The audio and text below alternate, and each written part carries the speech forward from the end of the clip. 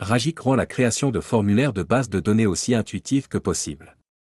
Dans ce tutoriel, je vais vous montrer à quel point il est facile de concevoir une feuille produit avec un design simplifié. Par exemple, si j'ai un grand nombre de produits, je peux concevoir une feuille pour y enregistrer tous leurs détails. Une fois celle-ci configurée, on peut y ajouter des nouvelles entrées pour enregistrer chaque numéro de produit, son nom, sa catégorie et son prix. Commençons. Tout d'abord, créez un nouvel onglet qui servira de dossier pour organiser vos feuilles. Ajoutez ensuite une nouvelle feuille nommée Produit sous cet onglet. Vous voilà sur sa page formulaire. Vous pouvez utiliser un modèle rapide pour gagner du temps si l'un de ceux disponibles correspond à vos besoins. Dans ce tutoriel, je vais créer une nouvelle feuille à partir de zéro. Fermons d'abord ce menu. Dans Ragic, vous pouvez créer un champ simplement en cliquant sur la cellule bleue et en saisissant le nom du champ. Si je crée une fiche produit, le premier champ sera généralement le numéro de produit, qui nous aide à identifier un produit. Une fois le nom saisi, validez en cliquant sur une autre cellule ou en appuyant sur Entrée.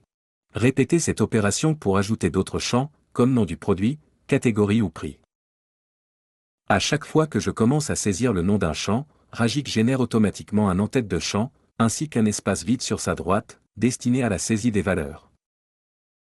Après avoir nommé un champ, nous devons définir son type. Le champ numéro de produit est configuré comme un champ de texte libre, sans format particulier. Si je veux que ce champ génère automatiquement une valeur unique, je sélectionne le type de champ génération automatique. Avec ce type, Ragic crée un identifiant unique chaque fois qu'une nouvelle entrée est ajoutée. Il est également possible de personnaliser le format de ces identifiants. Ici, j'ai choisi ce format où le premier numéro est 00001, le suivant 00002, et si je change le format, le système l'ajustera automatiquement. Nous pouvons voir ici à quoi ressembleront les valeurs générées. Le champ nom du produit est déjà défini comme un champ de texte libre, ce qui signifie que vous pouvez saisir n'importe quel mot ou symbole. Vous pouvez ainsi utiliser différents formats de noms de produits, et nous allons donc garder ce type de champ sans rien modifier. De même, le champ catégorie est déjà défini comme un champ de sélection. Dans Ragic, lorsque vous saisissez le nom d'un champ, le système tentera de définir automatiquement le type de champ en fonction du nom que vous avez rentré. Si je saisis catégorie comme en tête de champ, le champ est automatiquement défini comme étant un champ de sélection. Lors de la saisie de la valeur d'un enregistrement, nous pouvons choisir la catégorie parmi les sélections prédéfinies que nous avons ajoutées dans la boîte.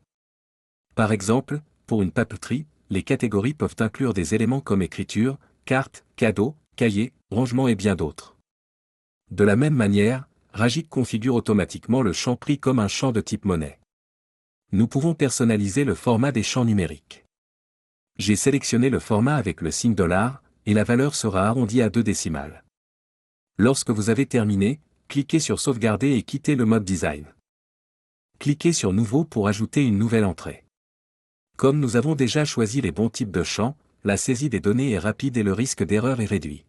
Le système a automatiquement généré un numéro de produit pour cette entrée, selon le format que j'ai choisi.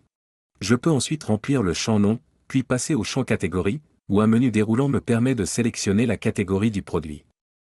Après cela, je saisis le prix, et Ragic l'affichera directement selon le format défini. Une fois terminé, cliquez sur Sauvegarder. Essayez d'ajouter de nouvelles entrées. Toutes les entrées apparaîtront sur la page liste. Cliquez sur n'importe quelle ligne pour afficher les détails de cette entrée sur sa page formulaire.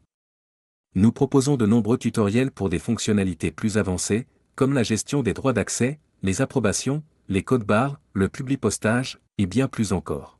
Pour plus d'informations, abonnez-vous à notre chaîne et appuyez sur l'icône de la cloche pour ne manquer aucune de nos dernières vidéos.